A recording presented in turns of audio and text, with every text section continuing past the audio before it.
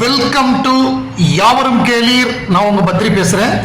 கல்கி 2898 ஏடி அந்த படத்தை பத்தி, அந்த படத்துடைய இயக்குனர் நாக் அஸ்வின் ஐஐடி பாம்பேல ஒரு இன்டர்வியூ அந்த படத்துடைய ப்ரமோஷனா கொடுத்துருக்காரு. 2 நாள் நடந்தது. முதல் நாள்ல அவர் என்ன சொன்னார்னா, இந்த படம் இதுக்கு முன்னாடி இந்த மாதிரி ஒரு கெட்டப்ல, இந்த மாதிரி ஒரு லுக்ல நீங்க பிரபாஸையோ அமிதாப் பச்சனையோ உலகநாயகன் கமலஹாசனையோ தீபிகா படுகோனையோ பார்த்திருக்க மாட்டீங்க. இந்த படம் அவரது ரசிகர்களுக்கு, ஒவ்வொருத்தருடைய ரசிகர்களுக்கும் மிகப்பெரிய விருந்தா அமையும் அப்படிங்கிற ஒரு விஷயத்த சொல்லியிருக்காரு. இந்த படத்துடைய ட்ரெய்லர் அனதர் ஒரு 90 டேஸ்ல வெளிவரும் அப்படின்னு சொல்லியிருக்காரு. இது அடுத்த வருடத்தில் வரக்கூடிய ஒரு மிகப்பெரிய ஒரு படமா இருக்கும். இந்த படத்தை பொறுத்தவரைய இது totally different world. And you will see the future of Prabhas and big star like Amitabh Bachchan and Kamal Haasan. Those characters are different and their fans gets different vibes அப்படின்னு சொல்லியிருக்காரு. இது ஒரு மித்தாலஜி பேஸ் பண்ணி ஃபியூச்சரை இது பண்ணக்கூடிய, predict பண்ணக்கூடிய ஒரு கதையாக அமைஞ்சிருக்கு. ரொம்ப டிஃப்ரெண்ட்டாக இருக்கும், ரொம்ப டிஃப்ரெண்ட் கெட்டப்பாக இருக்கும். எல்லாருடைய fans, Kamal sir fans, Amitabh fans, Prabhas fans எல்லாருமே கொண்டாடுவாங்க அப்படிங்கிற மாதிரி நம்ம டைரக்டர் நாக் அஸ்வின் சொல்லியிருக்காரு. இன்னும் 3 மாதம் கழிச்சு தான் அந்த படத்துடைய ட்ரெய்லர் வரும் அப்படிங்கிறத அவர் சொல்லியிருக்காரு. Indian 2, Indian 3. ஸோ இந்தியன் 2 ஆரம்பிச்சு அது நடுவில் கொரோனா, அதுக்கு முன்னாடி விபத்து, அந்த மாதிரி பல்வேறு பிரச்சனைகளை சந்திச்சு அதுக்கப்புறம் திருப்பி ரீப்ரொடக்ஷன் ஸ்டார்ட் பண்ணி ரெட் ஜெயண்ட் உள்ள அந்த படம் ஒரு வழியா அந்த படத்துடைய படப்பிடிப்பு நடத்தி முடிக்கப்பட்டது. கம்ப்ளீட்டா இந்தியன் 2, இந்தியன் 3 ஃபுல்லா கம்ப்ளீட் பண்ணி முடிச்சிட்டாரு பிரபாஸ். அந்த தயாரிப்பாளர்கள் பயங்கர ஹாப்பி. இது இப்போ இது ஒரு மிகப்பெரிய ரிலீஸா இருக்கும். ரிலீஸ் டேட் சம்பந்தமான அறிவிப்பு அதெல்லாம் விரைவிலேயே வெளியில வரும். பிக் ரிலீஸ் அப்படின்னு சொல்றாங்க. பேன் இண்டியன் ரிலீஸா இருக்கும். 2 பார்ட்டுமே எப்போ ரிலீஸ் அப்படிங்கிற தகவல் கூடிய சீக்கிரமாக அதனுடைய அப்டேட் ஆரம்பிக்கும் அப்படிங்கிற ஒரு தகவல் இப்போ வந்திருக்கு.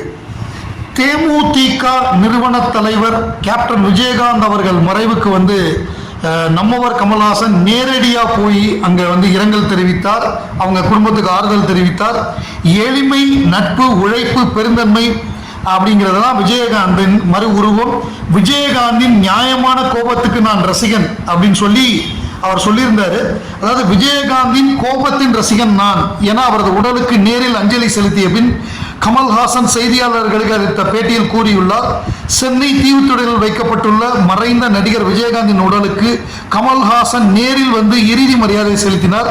கண்ணாடி பேழையில் வைக்கப்பட்டிருந்த விஜயகாந்தை நோக்கி கைகளை கூப்பி கனத்த இதயத்துடன் வணங்கினார். முன்னதாக பிரேமலதா விஜயகாந்த் மற்றும் அவரது குடும்பத்தினருக்கு ஆறுதல் கூறினார். தொடர்ந்து செய்தியாளர்களை சந்தித்த கமல்ஹாசன் எளிமை, நட்பு, உழைப்பு மற்றும் பெருந்தன்மை ஆகிய அத்தனை வார்த்தைகளையும் சேர்த்து ஒரே மனிதருக்கு கூற வேண்டுமானால் அது அன்பு சகோதரர் விஜயகாந்த் அவர்களுக்குத்தான் கூற முடியும் அப்படிங்கிற ஒரு விஷயத்தை அவர் சொன்னார்.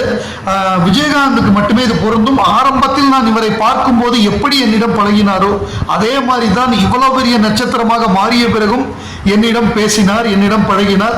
இவரிடம் எந்த அளவிற்கு பணிவு இருக்கிறதோ அதே அளவிலான நியாயமான கோபமும் இருக்கும். அது அவரிடம் எனக்கு மிகவும் பிடிக்கும். அந்த கோபத்தின் ரசிகன் நான். அதனால்தான் அவர் மக்கள் பணிக்கே வந்தார் என நம்புகிறேன். இப்படிப்பட்ட நேர்மையானவர்களை இழந்திருப்பது என்னை போன்ற ஆட்களுக்கு ஒருவித தனிமைதான். நல்ல நண்பருக்கு விடை கொடுத்து விட்டு செல்கிறேன் என்று மக்கள் நீதி மய்யம் தலைவர் கமல்ஹாசன் கூறினார். நாளையோட இந்த வருடம் 2023 கம்ப்ளீட் ஆகுது. 2024 புத்தாண்டு ஆரம்பிக்க போது. ஒவ்வொரு வருடமும் புத்தாண்டு அப்படின்னாலே அது இளமை இதோ பாடலோட தான் ஆரம்பிக்கும். அது நம்ம எல்லாருக்குமே தெரிஞ்ச விஷயம். கடந்த 40 வருடங்களுக்கு மேலாக தான் நடந்துகிட்டு இருக்கு. இந்த புத்தாண்டு அதில் நிறைய பேர் புது ரெசல்யூஷன்லாம் எடுப்பாங்க. இந்த ஜிம்முக்கு போகணும், உடம்பை குறைக்கணும், தொப்பையை குறைக்கணும், ட்ரிங்க்ஸ் பழக்கம் இருந்தால் அதை விடணும், சிகரெட் குடிக்கிற பழக்கத்தை விடணும், இந்த மாதிரி நிறையா பிளான் பண்ணுவாங்க. அதில் சில இதை பண்ண முடியும், சில இது பண்ண முடியாமல் போகும். ஸோ அதெல்லாம் ஒரு பக்கம் இருக்கு. அந்த நியூ இயர் சமயம் அந்த 31ஆம் தேதி நைட்டு ஏதாவது ஒரு படம் அப்படிங்கிறப்ப நான் விரும்பி பார்க்குறது அப்படின்னா அது மைக்கேல் மதன காமராஜன் பார்ப்பேன். எனக்கு அது ரொம்ப பிடித்த படம். அது எப்போதுமே எவர் கிரீனாக இருக்கக்கூடிய ஒரு படம். அதாவது அந்த நேரத்தில் நமக்கு ஒரு பாசிட்டிவாக, ஹாப்பியாக, காமெடியாக இருக்கக்கூடிய படம். அதாவது சோகமாக இருக்கக்கூடாது. அந்த மாதிரி நேரங்களில் மகிழ்ச்சியாக, ஹாப்பியாக ஃபேமிலியோட ஜாலியாக பார்க்கக்கூடிய ஒரு படமாக இருக்கணும். ஸோ அப்படி இருக்கிறப்ப அது மைக்கேல் மதன காமராஜன் அந்த மாதிரியான ஒரு படம்.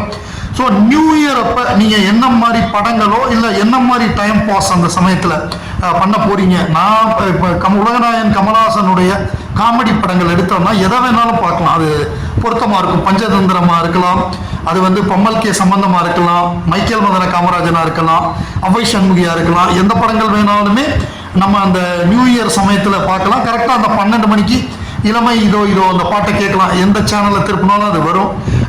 இது அமேசான் பிரைமில் வந்து மைக்கேல் மதன காமராஜன் இருக்குது. ஸோ அதை வந்து என்ஜாய் பண்ணலாம். இப்போ சிங்கீதம் ஸ்ரீனிவாச ராவ் அவர்கள் இயக்கிய படம், அந்த படத்தை நம்ம வந்து அது அந்த காலகட்டத்திலேயே அவ்வளோ பிரமாதமாக பண்ணியிருப்பாங்க. 4 விதமான கெட்டப்பு. அது என்னமோ நம்ம 4 பேர் நடித்த மாதிரி இருக்கும். அது வந்து ஒரு ஆள் பண்ண மாதிரியே இருக்காது. நான் நம்புவோம் 4 பேர் நிஜமாவே இருந்தாங்கன்னு நம்மளை நம்ப வச்சிருவாங்க. அந்த மாதிரி பண்ணியிருப்பாரு. ஸோ அனைவருக்கும் அட்வான்ஸ் இனிய புத்தாண்டு வாழ்த்துக்கள், முன்கூட்டிய வாழ்த்துக்கள். என்ஜாய் பண்ணுங்க புத்தாண்டை, சிறப்பாக சேஃபாக ஹாப்பியாக என்ஜாய் பண்ணுங்க.